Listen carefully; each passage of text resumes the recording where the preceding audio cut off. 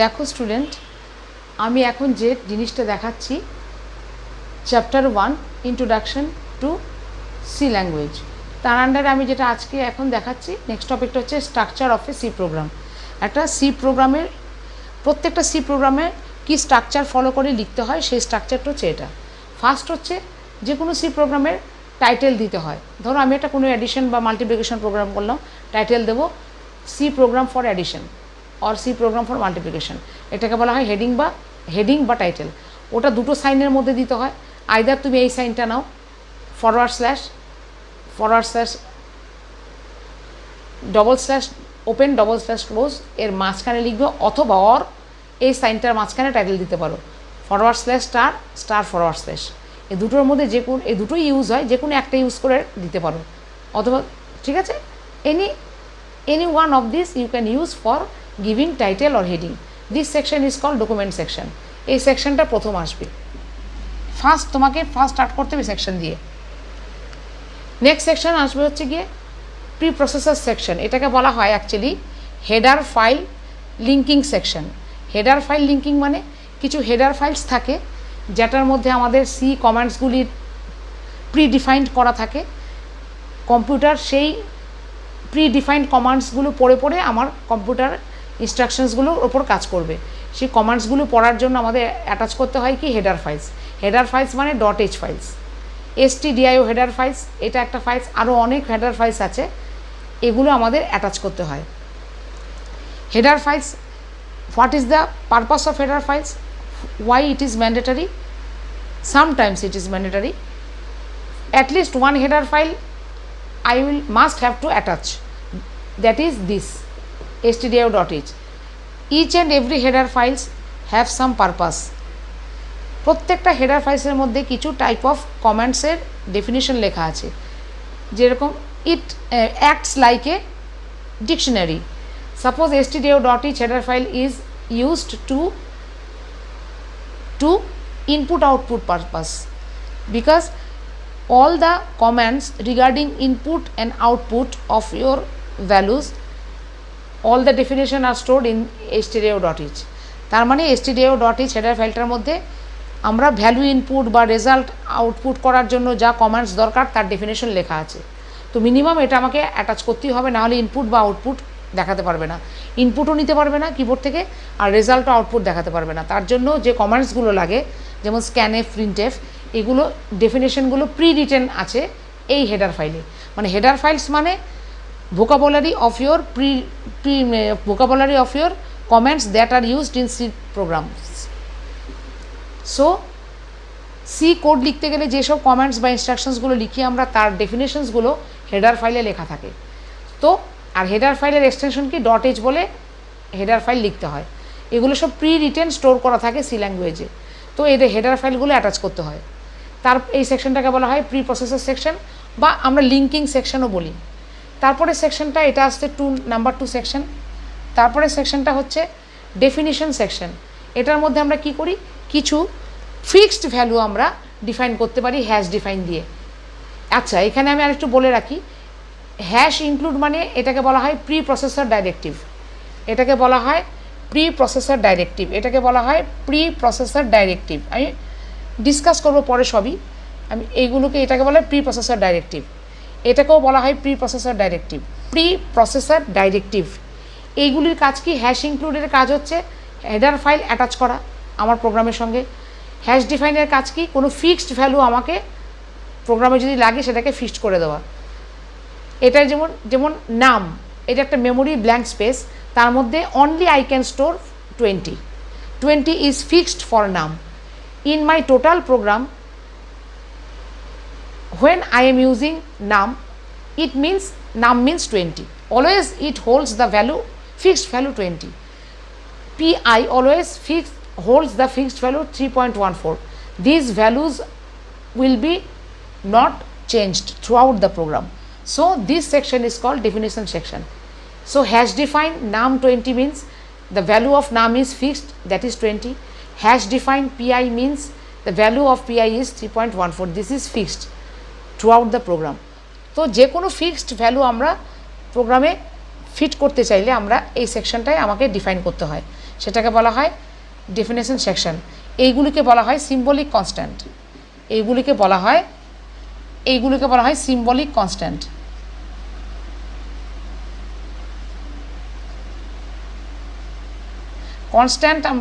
Constant মানে কি, যার ফিক্সড ভ্যালু। কনস্ট্যান্ট দু ধরনের করতে পারি, একটা সিম্বলিক কনস্ট্যান্ট হচ্ছে গিয়ে কনস্ট কিওয়ার্ডটা ইউজ করে।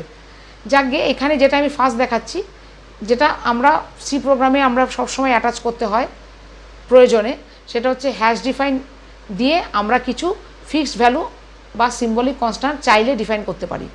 এই সেকশনটাকে বলা হয় ডেফিনিশন সেকশন। আমাদের প্রয়োজনে আমরা এটা করি। নেক্সট সেকশনটা বলছে গ্লোবাল সেকশন। গ্লোবাল সেকশন মানে এখানে কিছু ভ্যারিয়েবল আমরা ডিক্লেয়ার করতে পারি, integer type, car type, float type, primary data types যেগুলো আমরা পড়বো পরে, এগুলি বলা হয় ডেটা টাইপস। ইন্ট মানে কিছু ডিজিটস আমার জন্য ইনপুট করতে পারে। ইন্ট মানে বোঝায় ডিজিটস, 0 to 9 ডিজিটস আমি ইনপুট করতে পারি।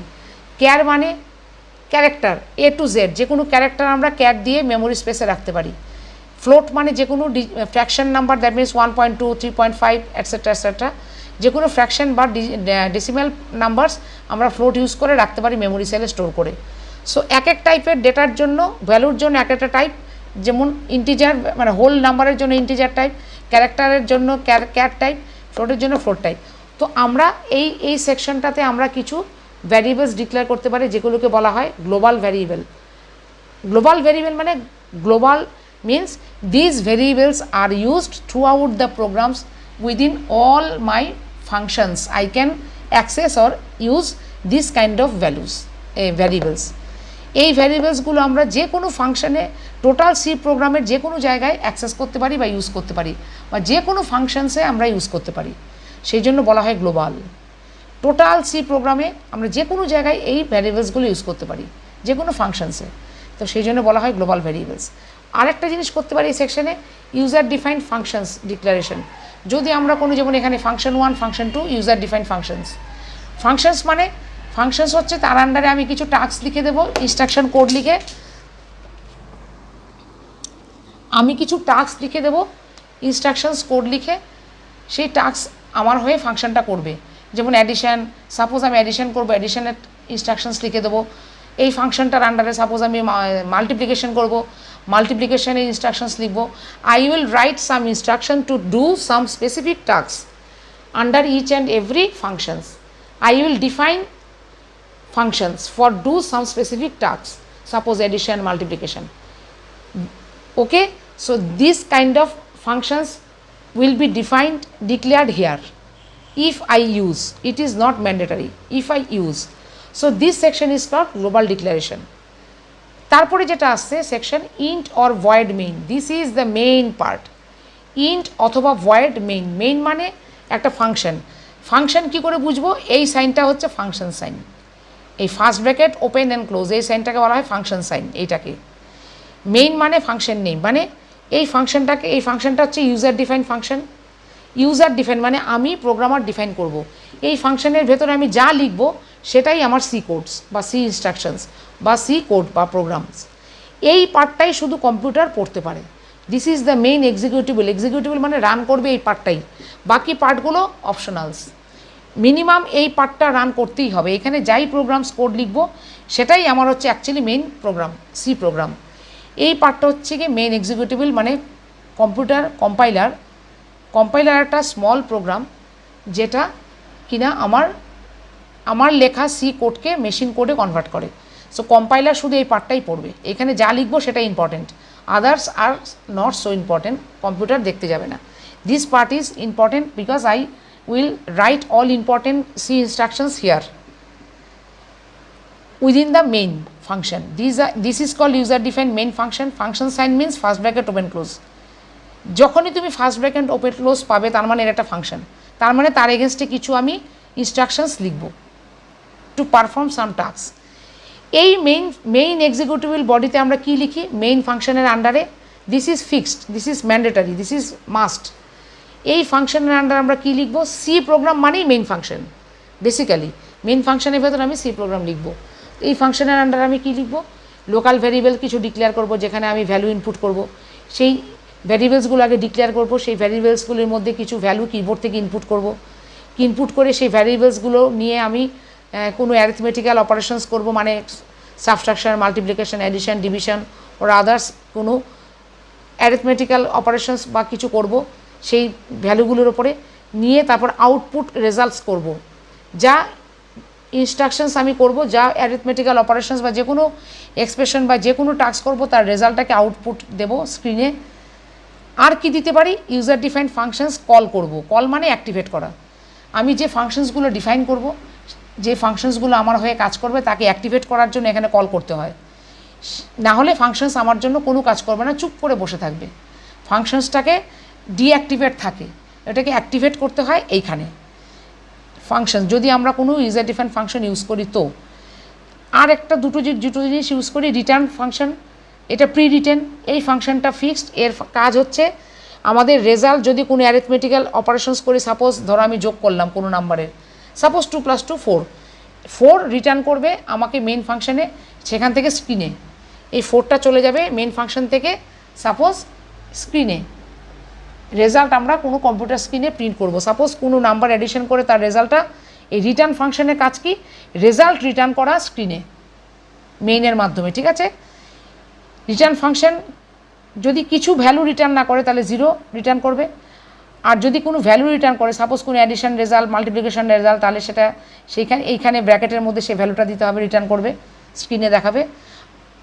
এই হচ্ছে রিটার্ন ফাংশনের কাজ। সেটা প্রি রিটেন, আমরা লিখব না। রিটার্নের ফিক্সড একটা কাজ আছে, ফিক্সড একটা ফাংশন আছে, সেটাকে হচ্ছে ভ্যালু রিটার্ন করা, রেজাল্ট রিটার্ন করা। যদি কিছু রেজাল্ট রিটার্ন না করে তাহলে 0 রিটার্ন করবে অ্যাটলিস্ট, আর যদি কিছু ভ্যালু রিটার্ন করে মানে রেজাল্ট থাকে, রেজাল্ট রিটার্ন করবে স্ক্রিনে। আরেকটা ফাংশন প্রি রিটেন, যেটা কিনা আগে থেকে ডিফাইন করা আছে, গেট সিএচ, মানে এন্ড অফ দ্য প্রোগ্রাম বোঝায়। এন্টার মারলে প্রোগ্রাম রেজাল্ট দেখিয়ে প্রোগ্রাম থেকে আমরা বেরিয়ে আসবো, মানে এন্ড হয়ে গেছে প্রোগ্রামটা, প্রোগ্রামের কাজ শেষ, সেটা বোঝানোর জন্য গেট সিএচ। এই হচ্ছে মোটামুটি সি প্রোগ্রাম স্ট্রাকচার। তার মধ্যে এই সেকশনসগুলো হচ্ছে গিয়ে অপশনাল।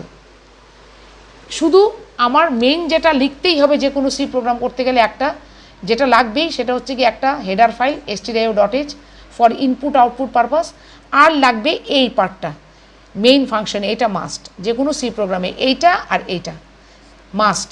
বাকিগুলো সেকশনসগুলো অপশনাল। ঠিক আছে, বাকি সেকশনসগুলো অপশনাল, প্রয়োজনে লাগবে, নাহলে লাগবে না। এই হচ্ছে বেসিক সি প্রোগ্রাম স্ট্রাকচার্স। এটা ফলো করে আমরা প্রত্যেকটা সি প্রোগ্রাম মোটামুটি এই স্ট্রাকচারটা ফলো করে লেখা হয়। তার মধ্যে এইটা আর এটা হচ্ছে মাস্ট, মিনিমাম একটা এই স্ট্রাকচার ফলো করতে হয়। সেটা হচ্ছে গিয়ে টাইটেল তোমরা দিলে ভালো, না দিলেও চলবে। মেইন হচ্ছে এটা hash include stdio.h for input output purpose, তারপরে ভয়েড, যদি কিছু মেইন রিটার্ন না করে তাহলে ভয়েড লিখব।